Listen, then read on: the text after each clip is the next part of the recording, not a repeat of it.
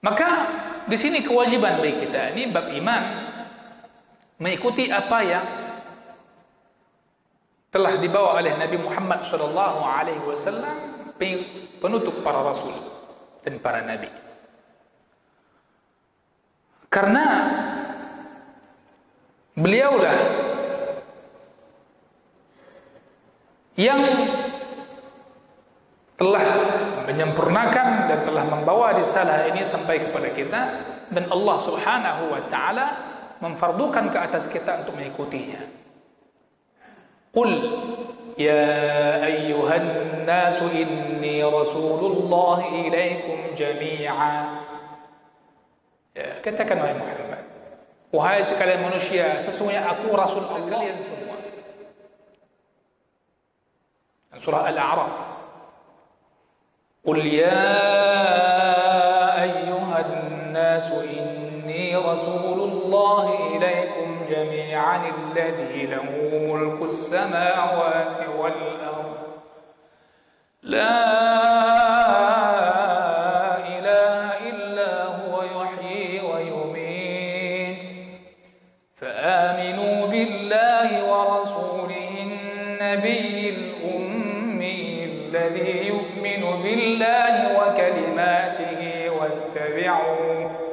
واتبعوه لعلكم تهتدون. Allah juga memerintahkan kita mengikuti Nabi Muhammad sallallahu alaihi wasallam. Dan surah Al-A'raf ayat 31. Ayat ini menjadi ujian bagi kita semua untuk membuktikan kita benar enggak cinta kepada Nabi atau cuma mendakwakan cinta.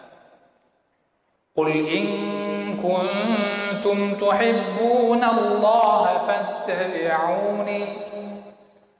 Qul in kuntum tuhibbuna Allah fattabi'uni yuhibbukum Allah wa yaghfir lakum dhunubakum. Wallahu ghafurur rahim. Jika kalian memang betul cinta kepada Allah, buktikan cinta kepada Allah dan mengikutiku. Pegah cinta kepada Allah, semua semangat. Buktikan sejauh mana kita mengikuti sunnah beliau sallallahu alaihi wasallam. Sejauh mana kita membela beliau setelah beliau tiada dengan sunnah-sunnahnya sallallahu alaihi wasallam.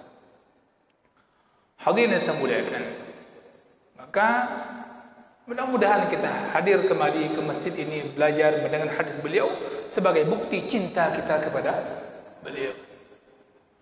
Ya, dulu para ulama, orang-orang saleh terdahulu siap menyendiri berlama-lama di rumahnya atau di pustakanya membaca kitab-kitab hadis, membaca Al-Quran, membaca penjelasan tentang hadis Nabi sallallahu alaihi wasallam.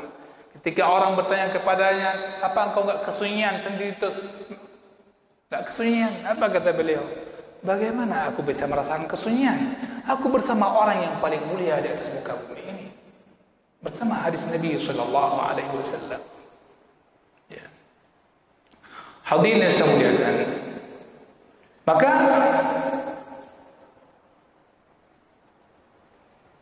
di sini disebutkan, adapun selain Rasul, selain Nabi Muhammad sallallahu alaihi wasallam,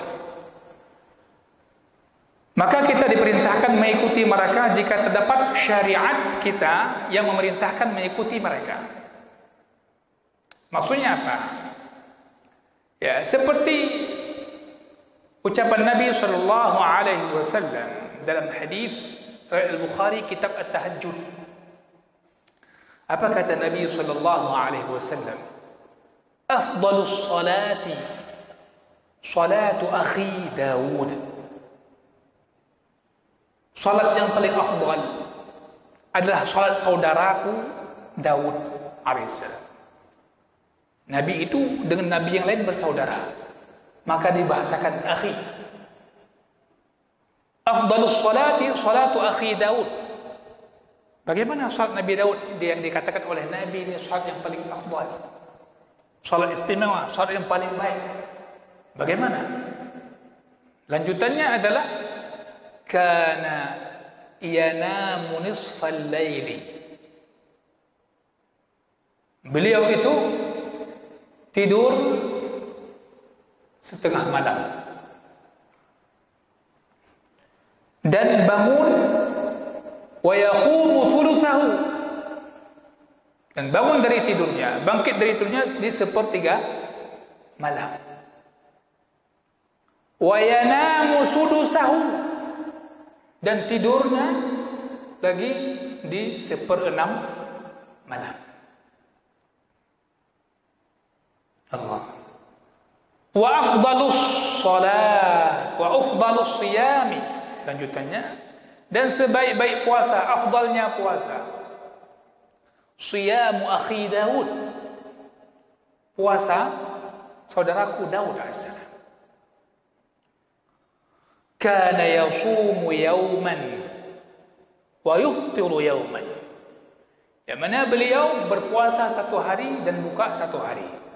Teoro puasa, teoro buka. Akan puasa Daud. Ya. Ini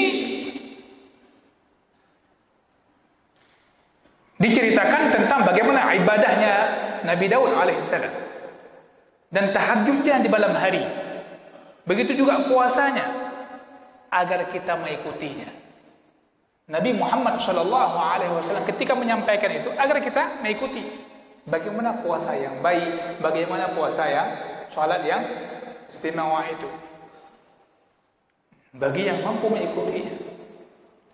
Dan kita mengikutinya karena Rasulullah SAW mengkhabarkan kepada kita. Hadirin yang saya muliakan, maka di sini, adapun apabila tidak terdapat syariat kita yang memerintahkan mengikutinya tentang syariat sebelumnya, maka di sini para ulama rahimahumullah taala mereka berselisih pendapat dengan mengatakan apakah syariat sebelum kita itu menjadi syariat bagi kita selama tidak terdapat syariat kita memerintahkan untuk menyelisihi syariat tersebut, atau dia bukan syariat bagi kita sehingga datang syariat kita yang memerintahkan mengikutinya.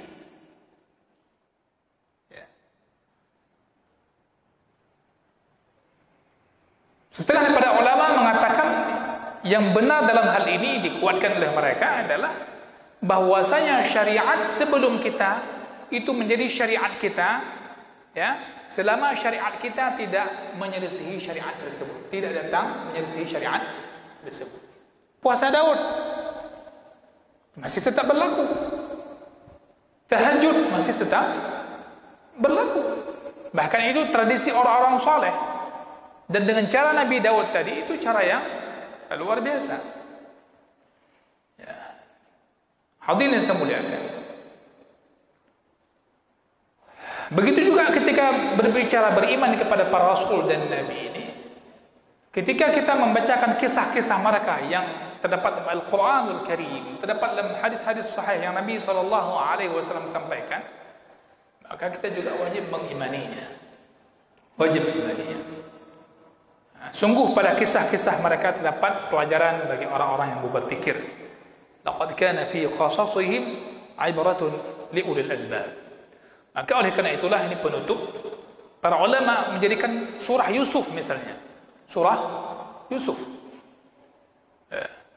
yang Allah mengatakan di awal surah ahsanal qasas, sebaik-baik kisah.